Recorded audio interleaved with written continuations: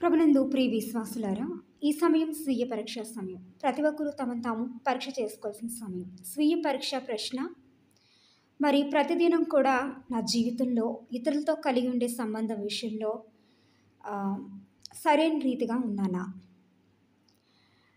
అంటే ఇతరులపై చూపించాల్సిన ప్రేమ విషయంలో ఇతరుల కోసం ప్రతిదినం నేను ఏం చేస్తున్నాను? మరి వారి ఆశీర్వాదం కోసం, వారి మేలు కోసం పని చేస్తున్నానా లేదా? వారి కోసం ప్రార్థన చేస్తున్నానా లేదా?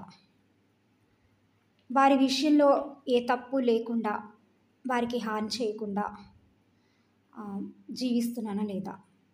ఇదంతా కూడా ఇతరులతో మనం ప్రతిదినం ఎటువంటి సంబంధం కలిగి ఉన్నామని చెప్తుంది.